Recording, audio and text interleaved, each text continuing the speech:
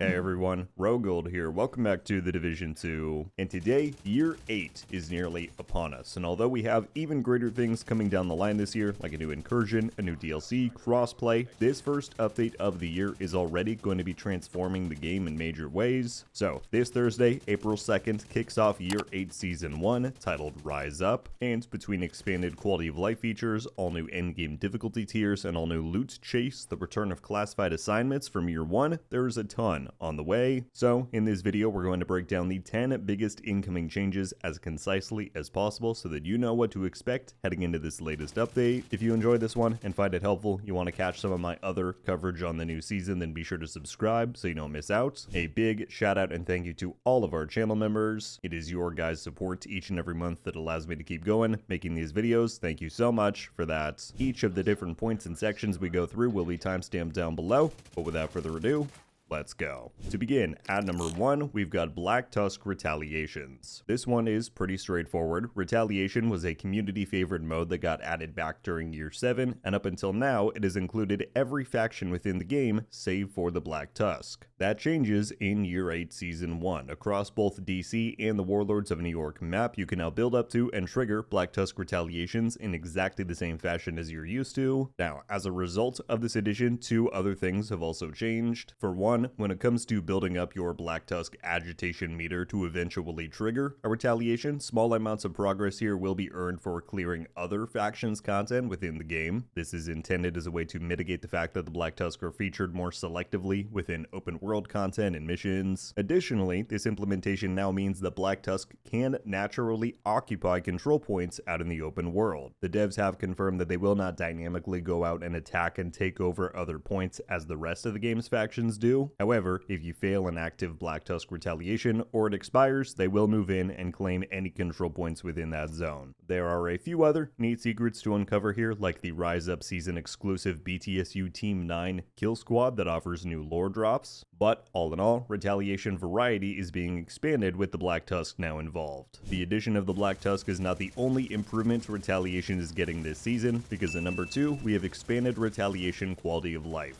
Now, a lot of these things feel very overdue given we first got the mode close to 7 months ago, but I still think a lot will be pleased with these changes. There are 4 main improvements that have been made here, so let's just run through them. Firstly, retaliation overclock is now a thing. This allows the agitation meter to build beyond 100% for any given faction if you're just not yet ready to take on that retaliation. And not only does this mean that you're not wasting progress in the meantime, but it also means that you can stack these up to 2 or 3 times. You can now trigger those in succession and run multiple retaliations in different zones without having to port back to the main game world and queue up again. Then, the team has gone in and changed the functionality of the 6-hour timer that starts ticking down once a retaliation is triggered, whereas before this timer stopped for nothing, leading to many being unable to play their retaliations due to short play sessions. It now will only count down while you are logged into the game. I think that is a great change that should alleviate many frustrations. Also timer related, the 30-second countdown at the end of each run, which previously led to a mad dash to collect all of your loot before being booted out, that has now been extended to 90 seconds, which I'm sure many will appreciate. And then, finally, after much request, retaliation now features full matchmaking, which can be located on the matchmaker page of your world map. And this will match you for a random retaliation run in a group playing on your current world difficulty. At number 3, we've got an all-new PvE difficulty tier called Escalation. So, Escalation is a new feature that can apply to every main mission in the Division 2 across both DC and the 2 DLC maps. Each week, a random selection of 5 missions will be available for Escalation, viewable at a new terminal at the base of Ops. And what this system is an answer to the endgame power creep that veteran players have been acknowledging and experiencing for years. Escalating a mission, if you will allow you to play it at different tiers, those currently being tiers 1 through 10, and each tier, in essence, is representing a step beyond heroic difficulty. So tier 1 will feel only slightly more difficult with minor enemy stat adjustments, whereas tier 10 will be an extreme challenge with large enemy health pools, lethal damage, and new unique modifiers applied to the mission called mutators. There's some more depth involved, like with the token system that is needed in order to do an escalation run to begin with, the build crafting that's going to be required to properly counteract the mutators, but all in all, escalation is presented as a fresh challenge for those who've been waiting for just that that in the endgame. Oh, and it's also the exclusive drop source of the all-new prototype gear rarity. Speaking of, at number 4, we've got prototype gear. Prototype gear is an all-new gear rarity that the game is introducing, meant to be a long-term grind to acquire and to perfect the exact roles that you want on them. It features a new color, a purple hue, not to be confused with the existing superior pink gear that sits below high ends, and it features 2 main differentiators, giving it its identity. For one, prototype gear has a new stat bracket, with the minimum stat rolls you can get on them being our current maximums, and the new maximum is 1.5 times that. So currently 15% is the highest weapon damage roll you can get on a piece of gear. On prototype, 15% is the very lowest you will see, with 22.5% being the new max. Prototype items also come with new augments, which are essentially mini talents that are present on every gear slot, not just chest pieces and backpacks like we're used to. These augment abilities are usually more passive perks, however they can be stacked up to 7 times across your build, 1 for each gear slot, and then 1 for your actively drawn weapon. As far as what items are eligible to be of prototype quality, any high-end gear set or named item is included in this list. Exotics are not currently a part of the system, though the devs have said that they will investigate that for the future. Now, an upgrade path does exist if you wish to enhance your current gear to the new prototype quality, although it does have some strict conditions in order to do so. For one, the item you wish to upgrade must be expertise level 30. Now that being said, do not rush out and start upgrading your items now, as there is a cost reduction coming to this system, which we will cover later on down the list. And then, the cost to upgrade your expertise 30 items will be 1 proto core. This is a new currency. It is earned primarily by deconstructing prototype items, which can be farmed in the new escalation mode, and that farming source is the other method of obtaining this new gear rarity, as we mentioned. Once upgraded, it is important to note that your item becomes locked, right? You cannot recalibrate or optimize it in any way, so take caution and ensure that you're satisfied with your piece before upgrading. But an upgrade will always be a statistical upgrade, with 1 stat guaranteed to be maxed out under the new prototype parameters, while the others are more likely to remain at our current gear's maximum. It is important to note that after feedback, the devs have confirmed that they are looking to bring recalibration to the prototype system down the line, which should greatly help with fine-tuning those off-meta and rainbow roll builds that many players seek. And targeted loot within Escalation is also coming soon after launch, which should aid in easier farming for prototype within that mode. On a final note, prototype gear will feature full normalization within raids, incursions, and PvP content. This means that while equipped, their stats will be set to the minimum, which once again is our current gear's maximum, and the exclusive augments they come with will be fully disabled. So, a lot to take in and a long grind ahead for those wanting to obtain full prototype loadouts. I'm quite excited to have something new and worthwhile to chase after so many years of stagnation in the endgame loot chase, but with the normalization in those key pieces of content and the fact that no game difficulty is being tuned up outside of the new escalation mode, it will depend on the player whether or not they deem the grind for this new rarity worth the time that it will require. Moving on to number 5, we've got new classified assignments. Remember these? You might not. We haven't had any new classified assignments added to the game since year 1 content. It has been a hot minute, but what these are small, bite-sized missions that take place in fully unique and bespoke locations and tend to primarily be lore and puzzle focused over anything else. On the year 8 announcement stream, the developers confirmed that these are being made by a team at Ubisoft Reflections that has rejoined the Division 2 dev team after years away, and it was noted that many on this team actually crafted the original classified assignments all those years ago, so it will be great to have them back. Other than that, though, as of the making of this video, that is close to all that we know. We have no teaser images, concept art, or mission details. It has been confirmed that these will be paid content add-ons, much like the original classified assignments were in year 1. However, given their small scope, I have to imagine that they will not be very expensive, and it's worth noting that assuming these are like the original ones, classified assignments are not required DLC in any way, shape, or form. They are not all that great for farming or loot. They don't come with any exclusive gameplay rewards. They're really intended, again, as bite-sized, one-off puzzle-based experiences bonuses. We'll wait for full details to come from the season launch dev stream, but for now, that is what we know on the return of classified assignments. At number 6, we've got an anti-cheat update in the works. Now, fair warning, details on this are pretty scarce, and I have to imagine that even moving into the launch of Rise Up, the devs aren't going to talk about this very much. That's usually how it goes with anti-cheat efforts, right? The more you disclose and discuss them, the more prepared cheaters are to counteract them. But here's what we know. In the recent months, the team has hired on a new lead PvP designer in an effort to try and revitalize that side of the game after so much time has passed with little to no love shown to the PvP crowd. And as he has gotten started on the job, it has been communicated that PvP balancing, as well as an anti-cheat upgrade in some form, are towards the top of his list of improvements. This then led to a recent developer AMA hosted on the Division's official Reddit page, where the team was asked when we can expect to see an update to the anti-cheat system. They replied stating that their goal is to push an anti-cheat update in April, with more efforts on the security front to be continued throughout the year. Well, April is starting this week, including the launch of Rise Up on the 2nd, so whether at season launch or perhaps in a soon following post-patch, it looks like the first of a few anti-cheat updates are on the way. Again, who knows how transparent that will be made, but I'm hoping as far as hope can go that it helps alleviate the cheating situation that we've seen for quite some time now. It's not good.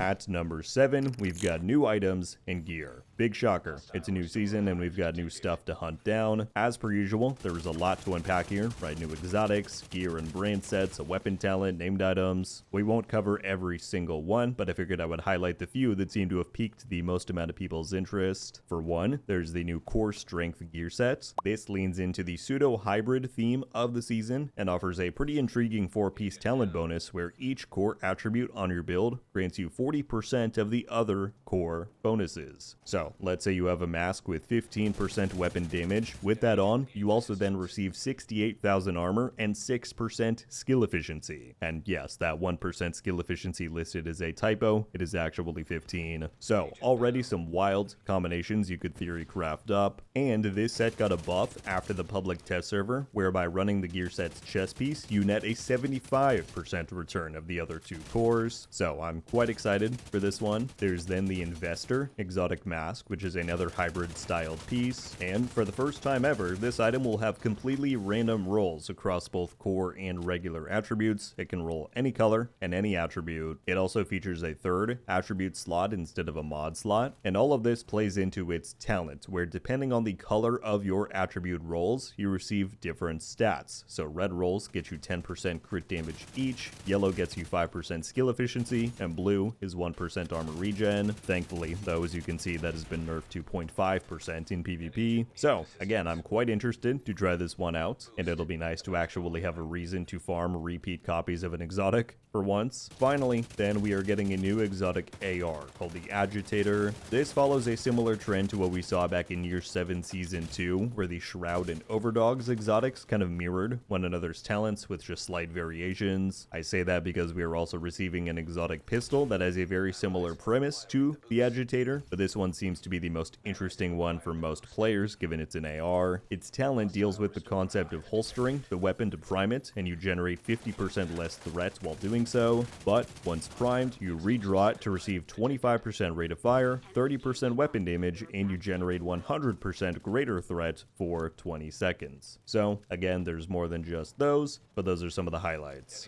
Moving on to number 8, we've got new seasonal modifiers. It feels like it's been a minute. Of course, the anniversary update that we're in right now features no modifiers, and then the season before that we had the companion NPC as our modifier, which is a twist on the regular. But with Rise Up, we are going a bit back to form, and this time around the global modifier is called Recombinant. It provides you with 3 modules, one for offense, defense, and utility. These modules have assigned values to them, and by manipulating those values, you gain different amounts of stats associated with that category. So offense can get you things like weapon handling or headshot damage, defense can get you armor or hazard protection. Now, you manipulate these modules by messing around with your passive modifiers, of which there are 34 this season. That's an insane amount, but what's neat is that the order in which you equip these passive modifiers, that matters. It results in different mathematical outcomes. The way it was described to me, and I can attest to this after trying this in the PTS, is Division Balatro, if you've ever played that game, and how they handle their jokers. So it is a very customizable approach with these, which I always enjoy. And then then the active modifiers offer a sort of throwback to Year 7 Season 2 with 3 distinct abilities that match those offensive, defensive, and utility modules, with one like the Blackout Pulse disrupting and destroying any electronics in its range as well as shocking enemies. Pretty sick. One other key change they're making with the modifiers this season is that passive modifiers can now be bought in whichever order you wish. From a new vendor at the booth located next to the specialization coordinator, you'll need to rack up a new BTSU firmware currency to do so, and that can be earned via the seasonal journey and main hunt scouts. At number 9, we've got the aforementioned expertise cost reduction. We mentioned this back in the prototype gear section, but I wanted to give it its own slot and number as that section was information packed enough. Plus, this is a major change on its own to the expertise system, irrespective of prototype. So it's pretty simple, but as of Year 8 Season 1, expertise upgrades made to your weapons and gear will now cost you 50% less exotic components and 20% less on every other material per level and per upgrade. The exotic component reduction is the big one. Previously, it required 90 components to take an item from 0 to 30 expertise. That is now down to 45. And then the shave off on the others should help with things like SHD calibration and field recon data. To answer the most commonly asked question that I've seen so far, no, this change nor any others announced for this update impacts the rate at which you gain proficiency and grind towards achieving expertise level 30 in order to begin upgrading your items. This is just an upgrade cost reduction, but because of that, as we shouted out earlier, do not purchase any expertise upgrades until this update goes live on Thursday. You will be wasting materials if you do so, and especially with the new prototype upgrade path, you're going to want to make your resources go as far as they can. Alright, and then to close things out, at last but not least, we've got number 10, raid exclusive changes. I tried to come up with a concise title to describe what is an otherwise larger set of changes, but here's what's happening. With Rise Up, the exclusive tier of exotic items in the game, also commonly referred to as raid exclusives, will no longer be raid exclusive. Now, this does not just apply to raids with items like the Eagle Bear and the Ravenous, but think the Incursion with the Ouroboros, legendary content with the Bighorn, climax exotics like the Tinkerer. All of these items are being added to the Retaliation exotic blueprints pool alongside the introduction of the Black Tusk. The way it will work is that climax exotics, again the Tinkerer, Birdie's Quick Fix Pack, the Sheriff Shotgun from last season and more, the blueprints for those will have a chance to be awarded for defeating kill squads within Black Tusk Retaliation, whereas the Raid, Incursion, and Legendary exotics like the Eagle Bear, the Bighorn, those blueprints are chance-based completion reward drops, so you need to successfully complete the entirety of a Black Tusk Retaliation. But yeah, a pretty major change here. Many have wanted these items to have expanded access for a long time, so hopefully that crowd is satisfied. However, there is a replacement of sorts being added to raids and the Incursion to compensate for this. To be clear, there are no new exotic offerings, which the team has teased as something they're considering for the future. However, prototype core caches are being added as a reward for completing raid and Incursion activities. Aside from playing the new Escalation mode, this will be the only source of the proto core currency, which is needed to upgrade items into the prototype quality or re-roll the augment on a prototype item. So again, it is not a one-to-one replacement, but it is nice that there will be some renewed relevance for taking on what are historically meant to be the pinnacle endgame content pieces of the Division 2. Well, there you have it, folks. Those are what I deem to be the 10 biggest changes and additions coming with Year 8 Season 1 Rise Up. It is a lot of stuff, right? This is a pretty packed update to kick off the new year of content, and while it has drummed up its fair share of controversy within the community so far, hopefully there is a little bit of something in here for each type of player, wherever you may land. But at this point, I would love to hear any and all thoughts you may have after listening through the rundown. What questions do you still have about the upcoming update later this week? Let me know. And as always, I will do my very best to respond and clarify where I can. But that is just about everything I've got for today. Thank you all very much for coming by and watching. I'll see you back in Year 8. But until then, RogueGold. Ow. Oh! We just got a Ravenous! Haha! I might not be friendly. Let's go. Coming to the Division 2. Let's go! And